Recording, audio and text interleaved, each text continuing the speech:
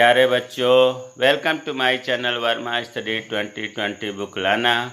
मैं UP board के class 12th के छात्र छात्राओं के लिए इकोनॉमिक्स सब्जेक्ट को हिंदी माध्यम से मैं फुल कोर्स कराऊंगा। यदि आप फुल कोर्स करना चाहते हैं तो मेरे चैनल को सब्सक्राइब कीजिए और बेल आइकन को प्रेस करना ना भूलें, ताकि जो भी वीडियो मैं अपलोड करूं उसका नोटिफिकेशन आपको सबसे पहले मिल सके। प्यारे बच्चों, माइक्रो इकोनॉमिक्स चल रहा है, जिसमें लास्ट पार्ट अर्थात चैप्टर 6 प्रतिस्पर्धा रहित बाजार आज शुरू हो रहा है। प्रतिस्पर्धा रहित बाजार, इसका मतलब हुआ कि ऐसे बाजार जिनमें प्रतिस्पर्धा नहीं पाई जाती है, कम पाई जाती है, इस पाठ में पढ़ना है। इसमें पहला वीडियो है। सबसे पहले इसमें हम देखेंगे बाजार। आप देख रहे हैं बाजार मार्केट किसे कहते हैं भाई, जहां वैसा क्षेत्र, वैसा जगह जहां क्रेता विक्रेता वस्तुओं को क्रय विक्रय करते हैं या क्रय विक्रय करने के लिए एक दूसरे के संपर्क में रहते हैं, बाजार कहलाता है। अब देखिए धीरे धीरे ये तो बाजार की डिफिनेशन हो गया। अब बाजार का वर्गीकरण आते हैं। बाजार का वर्गीकरण प्रतियोगिता के आधार पर। इसका मतलब हुआ कि बाजार का वर्गीकरण कई प्रकार से किया जाता है, इसीलिए यहाँ बहुत ज़रूरी है इस बात को लिखना कि प्रतियोगिता के आधार पर ये 3 प्रकार का होता है। आपके मन में उठेगा कि और किस आधार पर होता है। प्यारे बच्चों, बाजार का वर्गीकरण देखिए, जैसे क्षेत्र के आधार पर होता है स्थानीय बाजार, प्रादेशिक बाजार, राष्ट्रीय बाजार, अंतर्राष्ट्रीय बाजार। समय के आधार पर बाजार का वर्गीकरण होता है अति अल्पकालीन बाजार, अल्पकालीन बाजार, दीर्घकालीन बाजार, अति दीर्घकालीन बाजार। कार्य के आधार पर बाजार का वर्गीकरण होता है मिश्रित बाजार, विशिष्ट बाजार, ग्रेड बाजार, नमूने पर विकृत बाजार। तो यहाँ आपको प्रतियोगिता के आधार पर पढ़ना है, न कि अन्य प्रकार के वर्गीकरण को पढ़ना है। प्रतियोगिता के आधार पर बाजार 3 तरह का होता है: पूर्ण प्रतियोगिता, एकाधिकार और अपूर्ण प्रतियोगिता।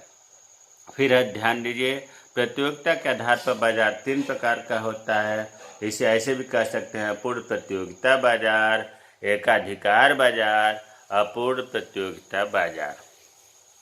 पूर्ण प्रतियोगिता के बारे में थोड़ा बहुत यहाँ बताऊंगा। वैसे पहले लेक्चर 52, 53 जो है पूर्ण प्रतियोगिता के बारे में बताया गया था, फिर भी यहाँ हम थोड़ा बताएंगे। एकाधिकार की बात करें, इसकी अंग्रेजी जरूर जानिए, मोनोपोली। एकाधिकार में जो बेचने वाला होता है, जो विक्रेता होता है, उसे हम कहते हैं एकाधिकारी। क्या कहते हैं? एकाधिकारी। और जो वस्तु होती है उसे कहते हैं एकाधिकारी वस्तु। जो एकाधिकारी बेचता है जिस वस्तु को, उसे हम एकाधिकारी वस्तु कहते हैं। देखिए पाठ की स्टार्टिंग है, अगर आप थोड़ा सा ध्यान देंगे तो बहुत ईजी पाठ है, बहुत मज़ा आएगा। बशर्ते कि ध्यान कंसंट्रेट होकर के सुनिए, नहीं तो फिर आगे समझ में नहीं आएगा। अभी हमने बताया कि एकाधिकार बाजार का नाम है, और इसमें जो विक्रेता होता है, जो उत्पादक होता है, उसे हम एकाधिकारी कहते हैं। और एकाधिकारी जो वस्तु को बेचता है उसे हम एकाधिकारी वस्तु कहते हैं। तीसरा बाजार है अपूर्ण प्रतियोगिता, नॉन कॉम्पिटिटिव। अपूर्ण प्रतियोगिता का मतलब हुआ इसमें जो है 3 तरह के बाजार आते हैं। एकाधिकारी प्रतियोगिता, मोनोपोलिस्टिक कंपटीशन। दूसरा है अल्पाधिकार। तीसरा है द्वयाधिकार, 2 वाला द्वयाधिकार।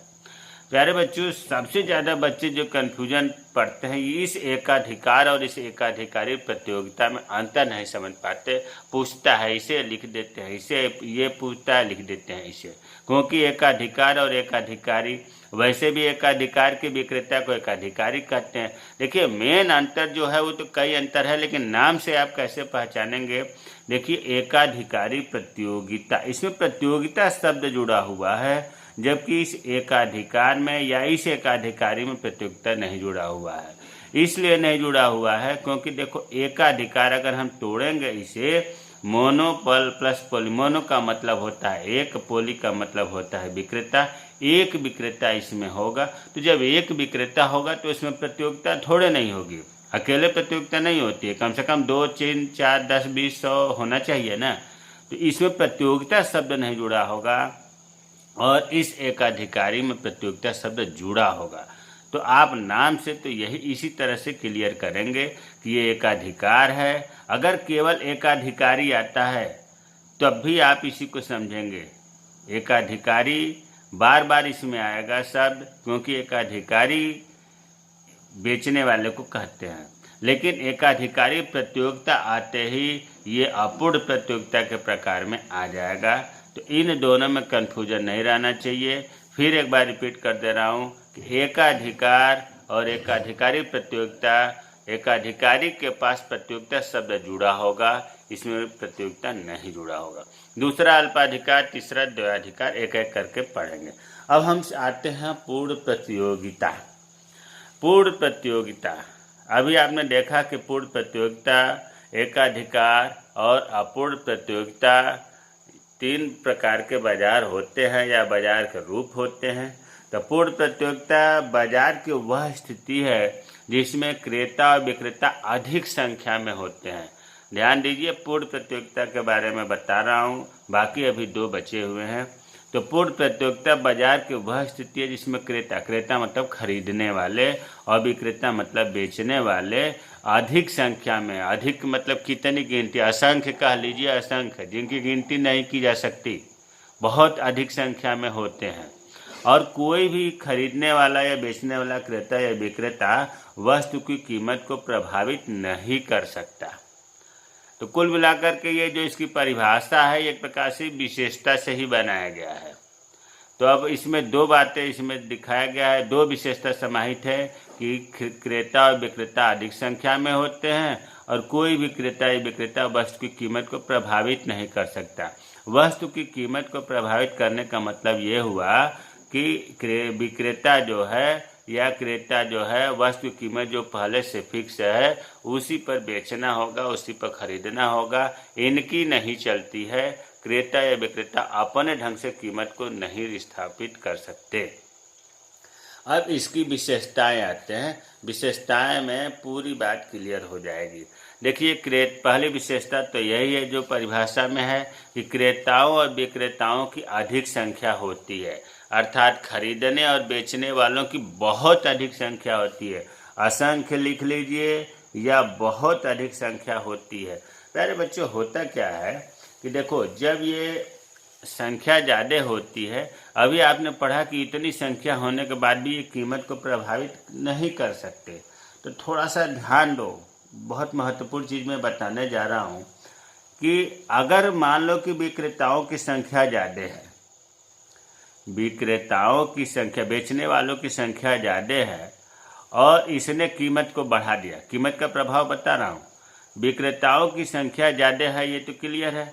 और ये बेचने वाले, अगर कोई विक्रेता अपनी कीमत को बढ़ा दिया तो होता क्या है कि जब ये कीमत को बढ़ा देगा तो उपभोक्ता क्या करेगा या क्रेता क्या करेगा, उस वस्तु को छोड़कर दूसरे दुकानदार पर चला जाएगा, क्योंकि असंख्य दुकानदार हैं, विक्रेताओं की संख्या दुकानदार ज़्यादा है, इसलिए वह जो है नहीं बढ़ाएगा विक्रेता। और यहाँ एक चीज़ और बता दूँ, जैसे मान लो कि बेचने वाले जब असंख्य हैं, ढेर सारे हैं, ये बहुत विक्रेता हैं, तो एक विक्रेता थोड़ा सा ही तो पूरे बाजार का वस्तु का छोटा सा भाग केवल बेच पाता है, क्योंकि असंख्य संख्या है। जब छोटा सा भाग बेच पाएगा तो वो कैसे कीमत को प्रभावित कर सकता है? भाई ज़्यादा उसका माल बिकता तो कीमत को प्रभावित करता। इतने ज़्यादा विक्रेता हैं कि वो अब पूरे बाजार के थोड़े थोड़े सब बेच पाते हैं। तो जब थोड़ा बेचना है तो थोड़ा बेचने वाला व्यक्ति कीमत को नहीं प्रभावित कर सकता। मेन ये बात हम कहना चाह रहे हैं। और मजबूरन जो है उसे पूर्व जो निर्धारित है वो उसी कीमत पर बेचता है। अच्छा, क्रेता के संदर्भ में देखें, अगर क्रेता ज़्यादा हो गया, खरीदने वालों की अगर अधिक संख्या ज़्यादा हो गई तो क्या करेगा? फर्म कीमत कम नहीं करेगा। फर्म मतलब बेचने वाला कीमत कम नहीं करेगा, क्योंकि उसे पता है क्यों कम करूं, असंख्य क्रेता है, ये नहीं लेगा दूसरा आएगा, दूसरा नहीं आएगा तीसरा खरीदेगा। तो जब असंख्य ज़्यादा है तो बेचने वाले क्यों कम करेंगे क्रेताओं को बेचने के लिए? तो इस प्रकार से इसमें कीमत के दोनों प्रभाव प्रभावित नहीं कर सकते, क्रेता और विक्रेता। और वैसे भी पूर्ण प्रतियोगिता की विशेषता होती है कि इसमें जो उत्पादक या विक्रेता है, फर्म जो है, वो कीमत स्वीकार करने वाली होती है। कीमत स्वीकार करने का मतलब यह है, देखिए उद्योग, फर्म से बड़ा चीज़ उद्योग है।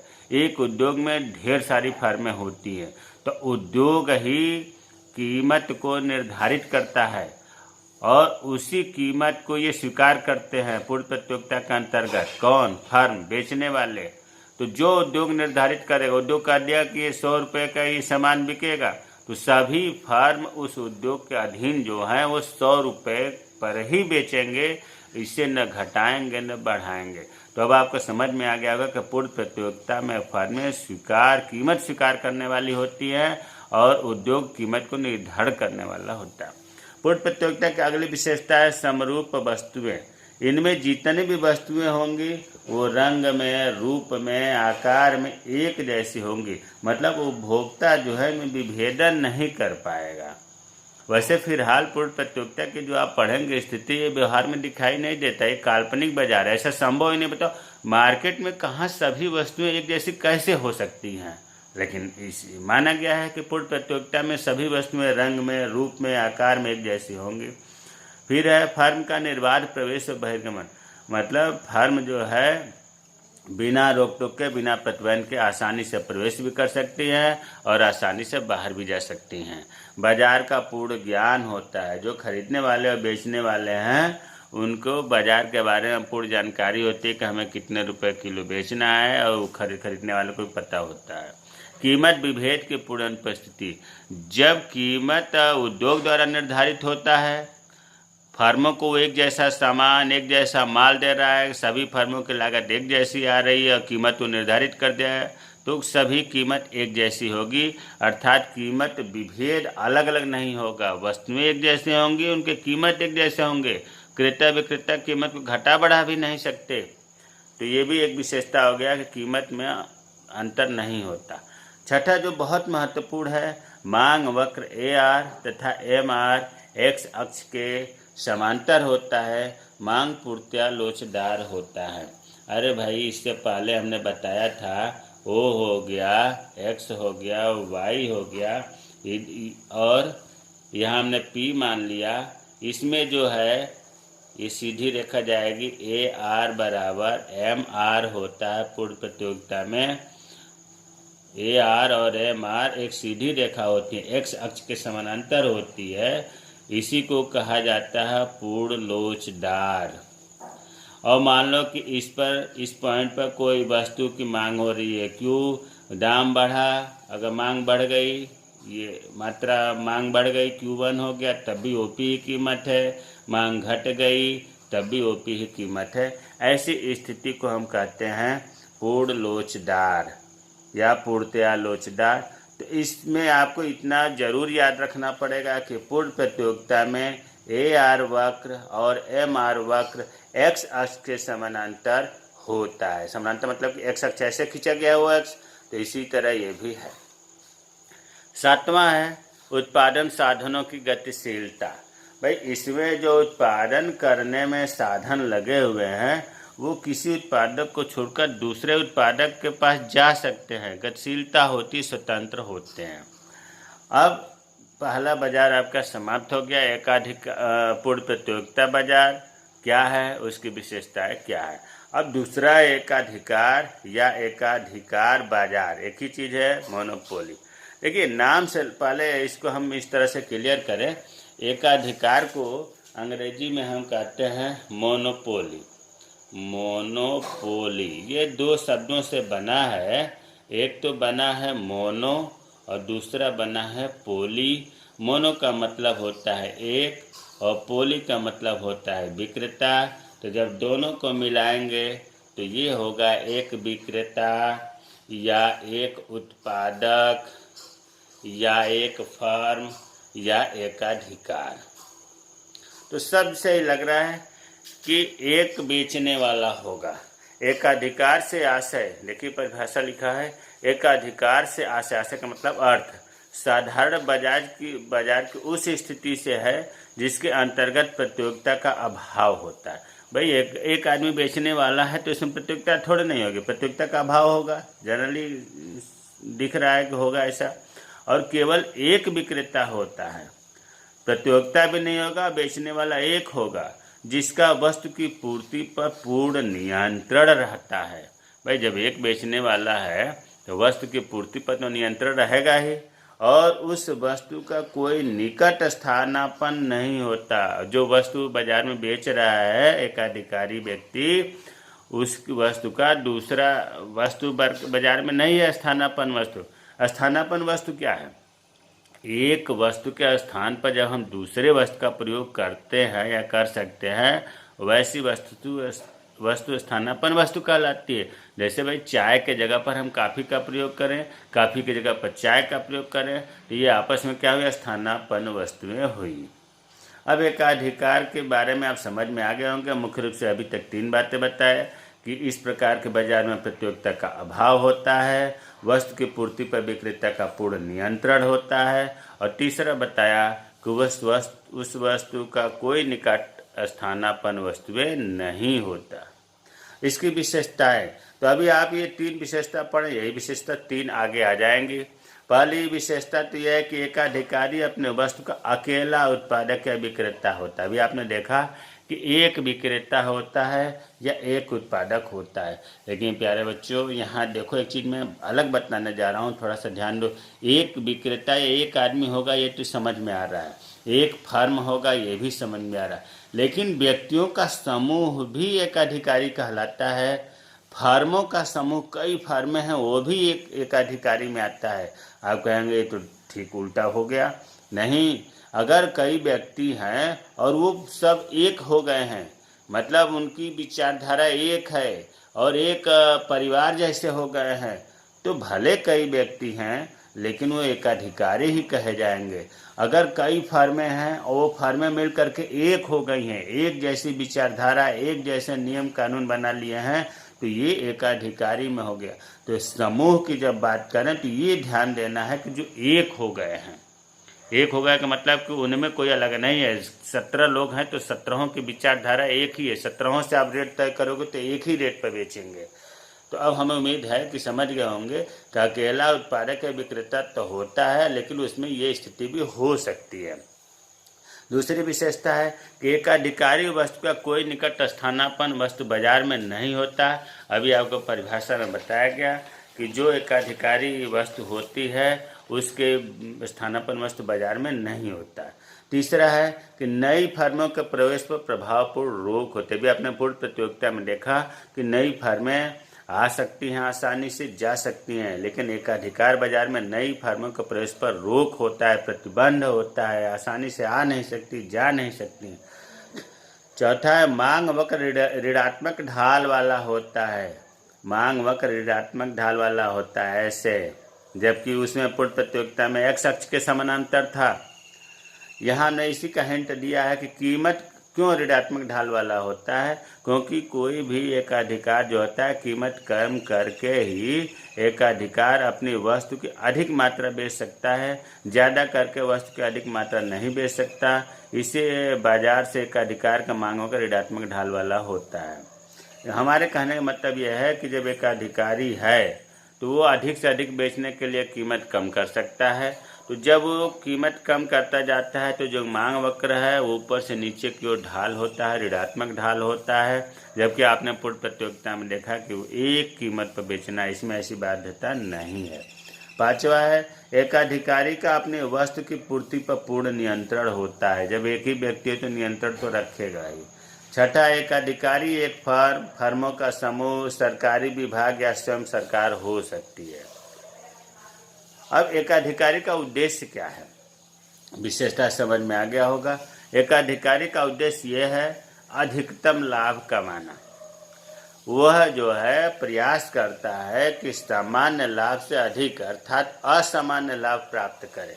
देखिए लाभ जो है, या कोई फर्म जब मार्केट में उतरती है तो 3 स्थितियां होती हैं। एक होता है असामान्य लाभ। असामान्य लाभ का मतलब होता है कि बहुत अधिक लाभ होना।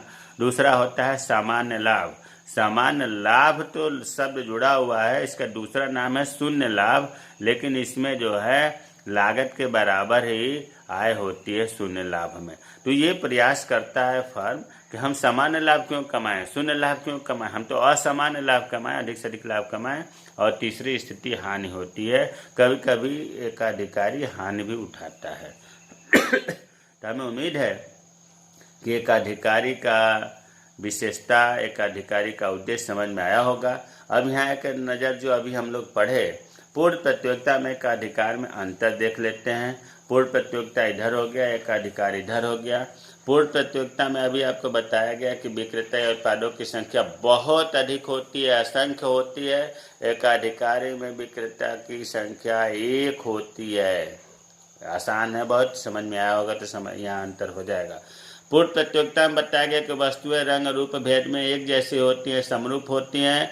एक अधिकार में बताया गया है कि नहीं, वस्तु का कोई भी निकट स्थानापन्न होती ही नहीं है। अभी पूर्ण प्रतियोगिता में बताया गया है कि जो मांग रेखा, जिसको हम AR कहते हैं, बल्कि AR ही नहीं, AR और MR दोनों एक अक्ष के समानांतर होते हैं, मतलब पूर्ण लोचदार होती है। जबकि एकाधिकार में मांग रेखा पूर्ण लोचदार से कम होती है, ऋणात्मक ढाल वाली होती है। पूर्ण प्रतियोगिता में बताया गया है कि क्रेताओं और विक्रेताओं को बाजार का पूर्ण ज्ञान होता है, एकाधिकार में पूर्ण ज्ञान नहीं होता। पूर्ण प्रतियोगिता में विक्रेताओं या फर्मों का मूल्य पर बिल्कुल भी नियंत्रण नहीं होता। उद्योग जो निर्धारित कर देगा उसी कीमत पर बेचना पड़ता है, जबकि एकाधिकार में विक्रेता का मूल्य पर पूर्ण नियंत्रण होता है। छठा अंतर है, पूर्ण प्रतियोगिता में फर्मों का प्रवेश व बहिर्गमन पूर्णतः स्वतंत्र होता है, आना जाना कठिनाई नहीं होती, आने में भी और जाने में भी। लेकिन एकाधिकार में फर्मों का प्रवेश तो पूर्णतः प्रतिबंध होता है। और लास्ट है जो महत्वपूर्ण है, बाजार में गैर कीमत प्रतियोगिता नहीं पाई जाती। गैर कीमत का मतलब ये हुआ कि इनमें जो वस्तुओं का कीमत है वो एक जैसा होता है, जबकि एकाधिकार में गैर कीमत प्रतियोगिता पाई जाती है। प्रत्येक वो अधिक बेचने के लिए वस्तु की कीमत में बदलाव कर सकता है, घटा सकता है। प्यारे बच्चे, हमें उम्मीद है कि समझ में आया होगा कि पूर्ण प्रतियोगिता क्या है, पूर्ण प्रतियोगिता की विशेषताएं क्या है, एकाधिकार क्या है, एकाधिकार की विशेषताएं क्या है, पूर्ण प्रतियोगिता और एकाधिकार बाजार में अंतर क्या है। अगर नहीं समझ में आएगा तो कमेंट बॉक्स में कमेंट करें, मैं रिप्लाई करूँगा। जय हिंद, जय भारत।